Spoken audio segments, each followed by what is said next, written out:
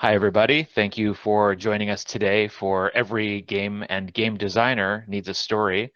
I want to thank the Matchbox DAO for inviting me to speak here and present this first edition of this presentation. For anyone who isn't familiar with this floating green head that you are now looking at, I go by Board Elon Musk on Twitter, and I've established a pretty strong reputation, at least in my opinion, in the gaming space. And I'll talk a little bit about why I think I'm qualified to share some learnings with everyone today who is building either a game or something adjacent to a Web3 game. So a bit about myself. As I mentioned earlier, I go by Board Elon Musk on Twitter.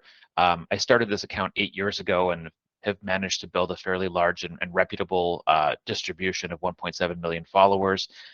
More important than the number of followers is who is following me, and I'm very proud to say that people like Jack Dorsey and Vitalik Buterin and many other major contributors to the space we're in follow me, and I interact with them privately quite a bit. More relevant to today, I'm a gaming industry veteran, so beyond the sort of pseudonymous identity of Board Elon, I did spend most of my career in the gaming industry before I went full time into Web3, and a lot of that time was spent working for one of the largest Japanese publishing companies in the world, where I helped launch many storied franchises and really got a good sense of what it takes to make a brand new game or a game that is coming out with a new iteration stand out amongst the competition. So really excited to share some of that background without putting in too much information that doxes me. Besides the video games world, also have deep roots in the tabletop game design world, and I know that some people are working on more sort of board game focused products. I designed and published 2 games via Kickstarter successfully. I will note that it is a wonderful experience to build a tabletop game in terms of learning the art of game design, but not a very profitable endeavor from my experience at least. So a great hobby and a great thing to participate in from a learning perspective. And then finally, I'm an investor, advisor, and educator in the blockchain gaming space. I angel invested in, I think, over 10 game studios this year, and I'm very proud to advise many other studios that are either transitioning from Web 2 to Web 3 or starting as a Web 3 only studio from scratch. So have a lot of visibility into the space right now, what works, what doesn't work. It's obviously very nascent and changing, but I do feel like I have a little bit of credibility to sort of share some of the insights that I wanted to present today. So without further ado, let me get into sort of the bulk of the discussion today. So I really wanted to treat this presentation as a bit of an exercise that people could reference and perhaps watch several times as they kind of work through the process of finalizing a product and getting to the point where it is moving towards the stage of sort of promotion and pitching it to both players and to players, to potential investors and any other stakeholders that might care about your game. In my experience, when it comes to releasing games, half the battle is building a game that is fun to play, and the other half of the battle is promoting it and making sure that the people who potentially will enjoy your game know about it and want to stick with it and tell their friends about it. The reality is that there are millions of games now that have been created in history, right? And so we also live in a world where it's very easy to access games that are either perpetual or are nostalgic and exist very easy to sort of to access places. And so you're not only competing against everyone releasing a game at the same time as you, but you're competing against everyone who's ever released a game ever. So it is important to think about how to tell the story of you, the game designer, and of the game itself, to make sure you break through and give potential players just another reason to pay attention to what you're building. So really this presentation is sort of a thought exercise, and I would encourage anyone watching it just to kind of take notes for yourself and answer some of these questions, whether it's in your head or on paper, because I think that these questions will help potentially work through the story that you might be able to tell that wins you potential customers and players. So in terms of the first question, I think it's really good to start with kind of how you, the game designer, or your team, or if you're co-founders, for example, just got started in the world of gaming, right? What got you interested in creating games? And I think it is important to understand the distinction between being a player and being a creator. Many of the game designers I talk to, they have specific sort of memories from their childhood, um, revolving around thinking about games, not from the perspective of like, this is fun to play and I really enjoy it, but also about like actually like what goes into making the game, right? What are the pieces that were used, the characters, how did this game get made? So I think it's important to think about like, when did that first sort of spike in your interest begin in terms of the idea of creating games? And it's important to have this story because if you are releasing a game in the future as an adult, right, fast forward from when you were a kid, it's important to have these stories because as you grow as a game developer, as a game designer, you're going to be interviewed, you're going to be talking to people in public, and I think that from my perspective, players are a lot more willing to test your game if you're an unproven game designer if you have a bit of story to tell, to basically share the fact that you have a passion for designing games and bringing them into the world. So think about kind of what those early memories are that got you into this space. And then specifically, think about, what did you play and what games did you create or modify? So I'll use myself as an example. Um, there's a really famous board game that a lot of people know about. It's called Monopoly. I think Monopoly is one of the worst games that was ever ever created. And so when I was a kid and I would play this game with my friends, I would often modify the rules and make it a better game so that it was actually palatable and fun to play. And that was just one example. Another was, using Lego bricks to build my own physical games and sort of modify other games that I was playing. And these are all, of course, board games or physical games. When it comes to video games, um, I really enjoyed or sort of gravitated towards games like what you're seeing in front of you right now, which is Roller Coaster Tycoon, which is a simulation game. If you've ever played like Sim City or Civilization or anything where you can basically kind of build your own stuff, it's not necessarily building your own game, but it's a sandbox where you have tools and you can construct games within games. And so for someone like me who's not an actual coder, this is the closest I ever got to sort of creating or modifying games. And so I try to keep kind of a list of notes in my head of like all these little memories because I think that it's important for your players, for your customers of your current game or whatever you're working on, just to understand your roots and understand kind of like what inspired you, what got you, really excited about this idea of like manipulating games, creating games, drawing inspiration, and eventually, creating something completely original. As an investor, I often talk to potential startups that I want to fund. And I ask them these questions like, what games did you grow up playing? Like, what inspired the game you're building now? And if people can't answer those questions, it makes me, question their ability to deliver on a game in the future because I wonder if they're just building, blockchain games to raise a bunch of money and try to profit.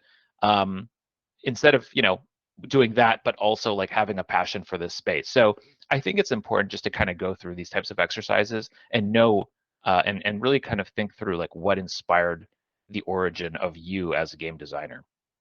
Oops.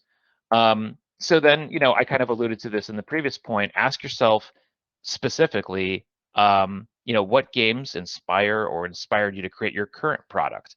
Kind of riffing off of that last point, as an angel investor, when I ask questions, not only do I ask like what games inspired a designer to get into the business, but I ask what games specifically can you reference that inspired your current product? And if the answer is like, oh, nothing, this is completely original, I'm a bit skeptical, right? Because I really don't think that there are many absolutely original games, right? Like everything is sort of an iteration or a culmination of different ideas stitched together to make something that's new and different. One of my favorite games from my childhood is GoldenEye for Nintendo 64. It's funny. This image I'm realizing is for Super Nintendo, even though the game that everyone played was on N64. But anyways, the point being is like if you're building a game today, it's very likely a derivative an enhancement, a iteration on top of other games. It's important to know what those games were, to think through like what are the games that really inspired the one that I'm working on, so that you can answer the question of like how is yours different, how is it better, why should I play your game instead of playing Fortnite or Rocket League or Overwatch or whatever else it might be similar to.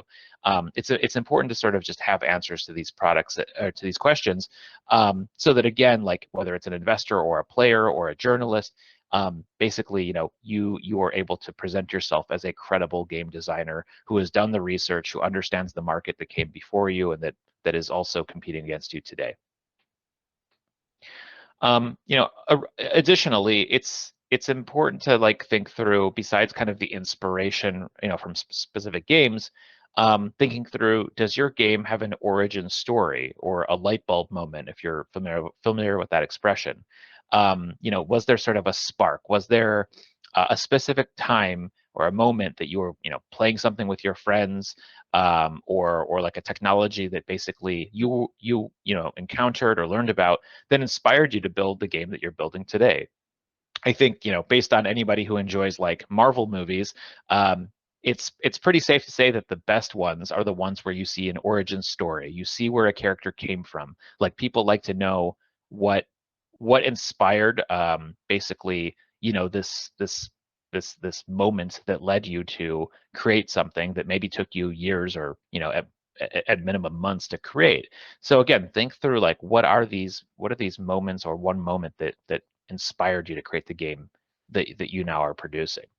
I think it's important too, because what often happens in the Web3 space, especially, is that games get produced, by people sort of reverse engineering technology, right? So like there's a certain tech that is allowing people to build games in a way that they never could before, and then they sort of force fit, a game into that mold, so that they can basically like just basically have a product that fits around the tech. And it really needs to be the other way around. I'm a strong believer that you should build a game or a game mechanic that you really love, that is fun to play, and then find ways for technology to enhance that, and not the reverse. And so, I understand I'm probably speaking to a bunch of technologists who might take offense to that point, but that is my perspective as a player, as an investor, and it's something that I believe people should, take to heart. And then, of course, the pitch, right? There's sort of two approaches when you think about, pitching a game. Sometimes you can do both of these, but I often find that you kind of lean towards one or the other. So, when you're thinking about your game pitch, and hopefully it's short and sweet, and gets people to then dive in and want to learn more about your game, um, you can use sort of one of two tactics. The first is familiarity, and that basically means like you're building a game that has game mechanics or elements that clearly are drawn from other games in the past, which is completely okay. And you reference those games, or you compare your game to something that people are very familiar with, right? So like in this image, you have a World of Warcraft. If you're building an MMORPG, you can certainly reference something like a World of Warcraft and talk about the various elements of that game and how your game, is similar. And that's a smart strategy, because if you liked one game, you might like another game, and maybe you're looking for something new and fresh to play. So this is a very much a winning strategy. I did find that in the traditional video game world, a lot of more established game developers and designers were a bit hesitant to use this approach, because people who are, creating something new in their mind, don't necessarily want anyone to like assume that it's a ripoff, or sort of like a copy of somebody else's work, and so they go a different route, which is basically differentiation. Obviously, their game will have some similarities to games that have existed in the past, but they really focus on the differentiating points, right? Like this is a totally new type of first-person shooter, or this is a racing game that uses this one mechanic that's never been seen before. This is a harder approach, because somebody likely will point out the fact that, hey, it probably isn't that different. It's quite similar to another game that already exists. But it's an understandable, approach if you really want to stand out as doing something completely new and different.